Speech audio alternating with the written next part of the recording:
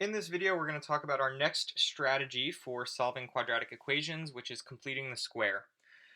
So you'll remember that completing the square means taking something like this, x squared plus bx, which is part of a perfect square trinomial, and adding a constant onto the end that actually makes it a perfect square trinomial. Having a perfect square allows us to factor and use square roots to solve the equation. So that's going to be our strategy. We want to get the constants on one side so that we have something like this on the other. We're going to want to also divide by a GCF in case there's a coefficient here. We'll get rid of it. We can complete the square, and like I said, that will allow us to factor and use square roots to solve the equation. So let's take a look at this equation. Remember, anytime we're looking for x-intercepts of a function, we want to start by setting it equal to 0. So we have x squared plus 8x minus 3 equals 0. And our first step is really bringing that 3 over, so I'm going to add 3 on both sides to get here. The reason that is we want to take a look at x squared plus 8x.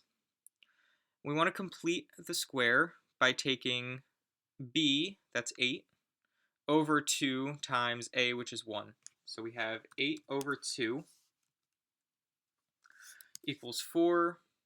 We want to take the result and square that and get 16. What this tells us is we can find the binomial squared, x plus 4 squared, if we add 16 on both sides of this equation. So I'm going to add 16 to the left side to create a perfect square. And whatever I do on one side, I have to do on the other, so I'm going to add 16 on the other side as well. So I'm creating a perfect square on the left side, adding 16 on the other side just to keep this balanced. 3 plus 16 is 19. And now that we've done that, this left side can actually be factored. And two numbers that multiply to 16 and add to 8 are 4 and 4. So by design, this factors into a perfect square trinomial, x plus 4, or x plus 4 squared.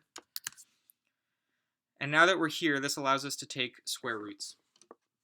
So taking square roots on both sides leaves us with x plus 4 on the left side. Square roots on both sides makes us use a plus or minus. So sorry that this looks a little ugly, but it's going to look like that for today. Let's see if we can, there we go. Plus or minus square root of 19. We're going to simplify the square root of 19 if we can, but since it's not a perfect square and there are no perfect squares that go into it, we're stuck just leaving it in simplified form like that. And finally, we're going to subtract 4 on both sides to isolate x, leaving us with negative 4 plus or minus the square root of 19. And that's our approach for completing the square, and we're just going to go through a couple more together.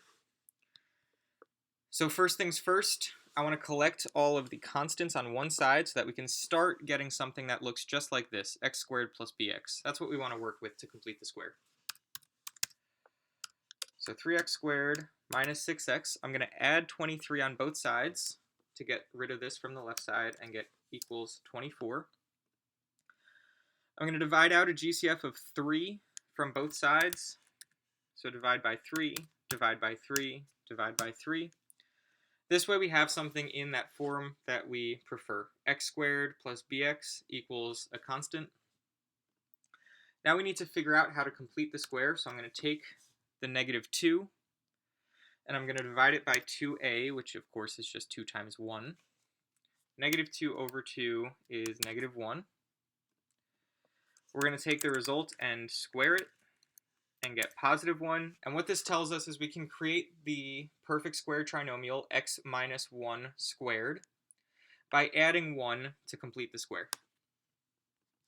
So let's add 1 on the left side to complete the square. And since we're doing this on the left side, we need to also do it on the right, and we get 9. And again, what we now notice is the left side can be factored. So I can factor x squared minus 2x plus 1, two numbers that multiply to positive 1 and add to negative 2, are negative 1 and negative 1. So we can write this as x minus 1, or x minus 1 squared, right? And that's by design that this becomes a perfect square. We're going to take square roots on both sides. So anytime I take square roots on both sides, I get plus or minus, and the square root of 9, so 9 is actually a perfect square. The square root of 9 is just 3. Let me just show that step. So here we took square roots on both sides. Got x minus 1 equals plus or minus the square root of 9, which is 3.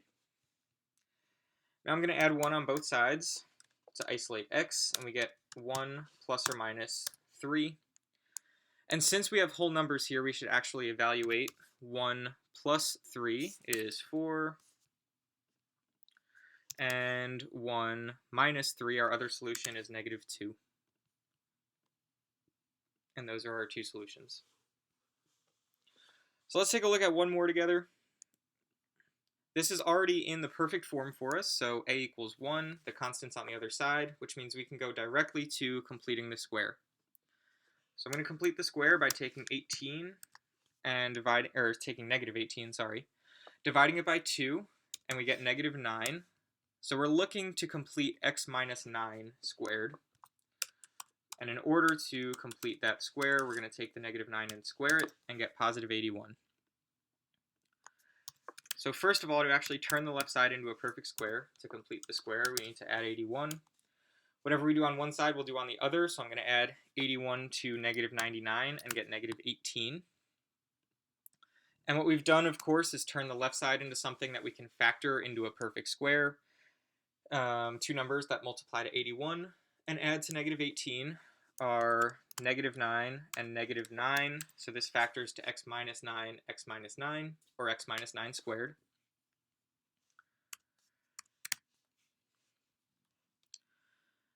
We're going to take square roots on both sides. So we get x minus 9 equals plus or minus.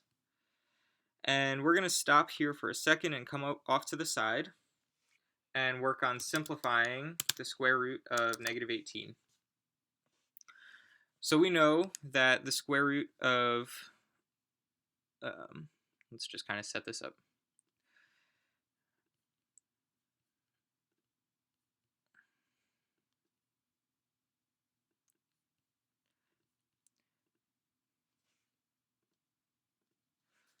So we know that the square root of negative 1 is I.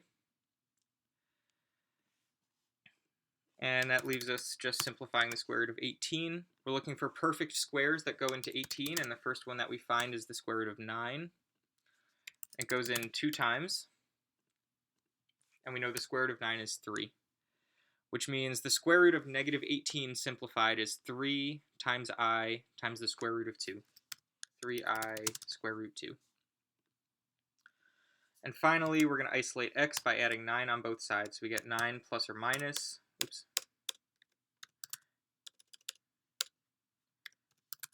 9 plus or minus 3I square root 2. And this is our solution. We have 2 solutions, of course, and those solutions are complex, meaning they have the imaginary part right here, 9 plus or minus 3I square root 2. Again, remember when you submit your work on Kami to make sure you go up to the top and click the Turn In button when you're done with your practice assignment.